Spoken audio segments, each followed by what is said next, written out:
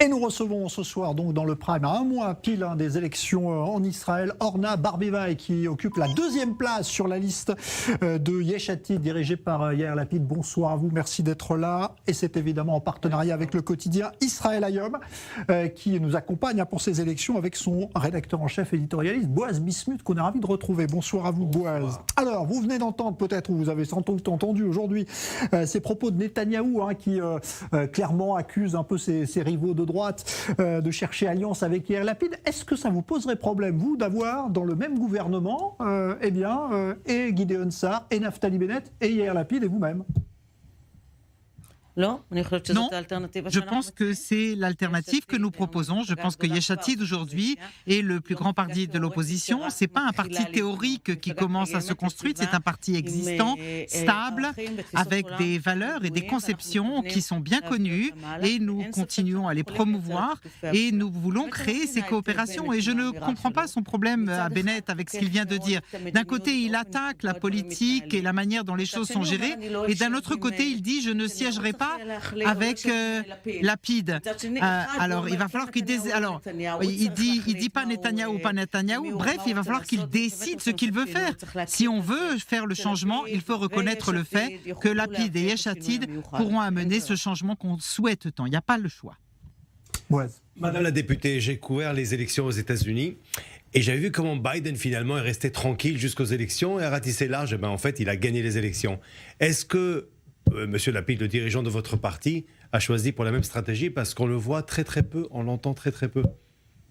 Non, la stratégie est différente. C'est de regarder les citoyens de ce pays dans la situation du coronavirus. C'est si dur, tout le monde en a assez. 4 élections, et voir les politiciens qui se disputent et qui dressent les uns contre les autres. Nous pensons que nous devons amener enfin autre chose pour la société d'Israël. Et au lieu de s'occuper de nous-mêmes, les politiciens, nous occuper du public. Nous sommes beaucoup sur le terrain, nous avons des rencontres Zoom et autres, parce que nous comprenons que nous voulons écouter ce qu'a à dire le public, et nous croyons que nous pouvons amener le changement et que nous avons la capacité de le faire grâce à notre équipe formidable et la direction de Yair, et aussi ces conceptions du monde que nous voulons proposer, un État libéral, moderne, qui permet au public de vivre ici de la meilleure façon possible, et certainement dans une période si difficile, avec 1 million de chômeurs et avec toutes ces difficultés, il y a vraiment de quoi faire. Alors, Orna Barbivaï, on rappelle que vous avez été la première femme à occuper le grade de général dans l'armée israélienne. Est-ce que quand même, vous ne reconnaissez pas, vous qui êtes habitué à diriger des hommes et des femmes, est-ce que vous ne reconnaissez pas quand même que Netanyahou se débrouille très bien avec cette campagne de vaccination exemplaire? On arrive à des chiffres qui sont impressionnants. Aujourd'hui, qu'est-ce qu'on peut lui reprocher là-dessus? Non, j'ai pas de reproche à lui faire sur les vaccins. Je dis au public d'aller se faire vacciner. Plus les gens se feront vacciner, plus vite nous pourrons revenir à notre vie avec le coronavirus. Le coronavirus ne va pas disparaître, mais le vaccin nous permettra de revenir à une vie plus ou moins normale. Mais mes reproches sont dans un autre domaine. La manière dont Netanyahou dirige le pays ces dernières années est insupportable.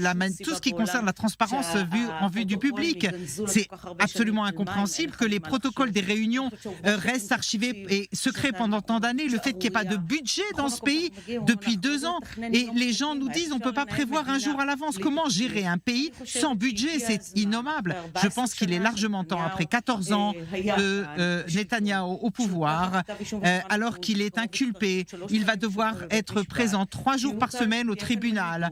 Il faut qu'il y ait des dirigeants au service du public, qui ne soient pas là pour se coller à leur siège, mais ramener le calme dans ce pays. Il est largement le temps de le faire. Vous êtes aujourd'hui déjà un député expérimenté, c'est votre, je pense, 4e, 5e campagne électorale, je pense. 4 campagnes. Oui, j'ai fait 4 campagnes, 4 campagnes en 2 ans. C'est incroyable. Et ma question est la suivante, lorsqu'on regarde un petit peu les sondages aujourd'hui, on voit que Netanyahou, bien qu'il soit plus de 15 ans, il a battu le record de Ben Gurion depuis 96 et 2009 jusqu'à aujourd'hui. Alors ce que vous voyez, vous l'opposition, est-ce que la majorité finalement des Israéliens ne voit pas ce que vous voyez, puisqu'il continue à obtenir un grand soutien? La majorité, dans la situation démocratique que nous créons, il ne peut pas aujourd'hui, dans notre système démocratique, créer un gouvernement. Et on le voit à chaque fois. Si Bleu et Blanc n'avaient pas créé le gouvernement avec Netanyahou, il n'aurait pas pu le faire. Et vraiment, le gouvernement qu'il a fait, ça a été le pire gouvernement de l'histoire du pays. Ça ne marche pas. Donc si vous me dites si la majorité est pour Netanyahou, non, j'en suis pas sûr. S'il avait la majorité, il aurait réussi à créer un gouvernement. Regardez ce qu'il fait aujourd'hui. Il est prêt à faire venir Ben Gvir. En 88, Kahana a été interdit de Knesset pour racisme. Aujourd'hui, Ben Gvir est autorisé. Et je me demande, c'est ça que la majorité du pays veut? Ben Gvir, avec ce qu'il représente comme valeur dans la politique israélienne, et que Dieu nous en préserve, il risque de devenir ministre. Vous voudriez qu'il soit dans la commission des législations? C'est ça que vous voulez? Alors, on va faire quelque chose d'assez étonnant. On va prendre une question sans parler de Netanyahou. On va le mettre hors du sujet politique. Yair Lapid, Premier ministre. Yair Lapid, Premier ministre. Qu'est-ce qui change en Israël? On se réveille le matin, qu'est-ce qu'il y a de nouveau? Je pense qu'il n'y aura pas un seul domaine qui ne change pas.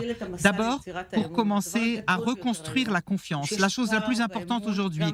Il y a un manque de confiance en Israël et dans les relations extérieures. C'est vrai que Netanyahou a fait des accords de paix, mais les dommages causés auprès des États-Unis, je pense qu'il y a des ponts qui ont été brûlés alors qu'on les avait construits pendant des années face aux démocrates. Et le fait que maintenant nous allons devoir travailler très dur pour améliorer nos relations et recréer la situation que nous connaissions auparavant avec les Américains, face aux deux partis américains, à l'intérieur du pays. D'abord un budget, enfin, voir ce qu'on a et ce qu'on n'a pas. On a un déficit énorme de 160 milliards de shekels. Il va falloir faire un ordre de priorité. Comment répartir cet argent? Comment faire les choses à court terme, à long terme, et puis ensuite remettre en place le système de l'éducation des enfants qui ont fait des zooms. J'ai vu un enfant déguisé en zoom parce que c'est ce qu'il a fait toute l'année. Et donc, voir le système de santé. Et je me suis occupé un peu de réduction des infections nosocomiales à l'hôpital. Et on a des équipes formidables dans les hôpitaux en Israël. Mais le système de santé est extrêmement affamé et dans tous les domaines. Et puis la loi sur l'État-nation, il va falloir le corriger. C'est pas possible que les Arabes de ce pays se sentent inégaux comme citoyens dans ce pays, etc., etc. Bref, il y a beaucoup à faire. Des allocations chômage pour les indépendants, l'annulation des lois de fermeture des épiceries le Shabbat, etc., des lois sur la démocratie, limiter évidemment le siège d'un Premier ministre à deux. Bref, je vous garantis qu'on a de quoi faire. Alors, Yair Lapid s'est fait connaître beaucoup ces dernières années pour son combat contre les partis religieux qui ont déjà choisi d'ailleurs Netanyahou, puisqu'ils ont sécurisé leur alliance avec lui. Est-ce que vous ne trouvez pas que c'est quand même une erreur stratégique dans un pays comme Israël de se couper complètement du monde religieux? Est-ce que vous ne voudriez pas, vous, qu'on tende la main à cette partie de la société israélienne?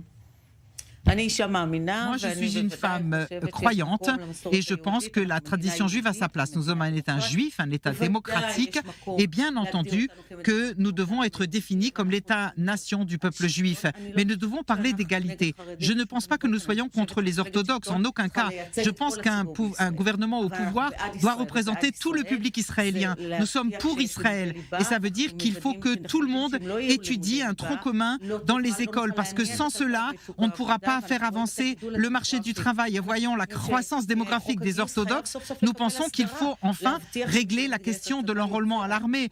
Et il y a d'autres alternatives, par un service civil pour les Arabes ou un service national, mais créer une loi pour tous. C'est pas possible qu'il y ait autre chose que l'égalité entre tous les citoyens. Vous savez, c'est en train de nous regarder aussi à la télé, par exemple, des personnes qui ont fait leur alia et qui viennent ici à Israël, qui est quand même un État juif, parce que vous avez parlé de la loi d'État-nation. Ils roulent en voiture à Tel Aviv ou ailleurs, ils voient des panneaux énormes, il faut arrêter la gouvernance ou le règne des ultra-orthodoxes. Imaginez demain des panneaux, il faut arrêter la gouvernance des laïcs. Ça ne vous choquerait pas? Mais non, vous ne verrez jamais une pancarte de Yesh Atid contre les orthodoxes. Ça n'est pas à notre ordre du jour. Nous, c'est pas ça que nous voulons faire. Est-ce que vous condamnez ces panneaux? Mais évidemment, je pense qu'il faut qu'un parti de gouvernement, et si nous voulons nous créer une confiance mutuelle, que nous sommes tous ensemble ici pour y rester et y vivre ensemble, nous devons créer les liens, mais sur la base de valeurs communes, pour qu'il y ait une séparation entre la religion et l'État, et comprendre que nous vivons ensemble, tous sous une même loi, dans un État démocratique et juif, bien entendu. Eh ben, on vous souhaite bonne chance, Orna Barbivaille, pour cette élection qui approche maintenant, dans un mois. Nouvelle campagne pour vous. Donc, je rappelle que vous êtes la numéro 2 sur la liste Yesh Atid, conduite par Yair Lapid.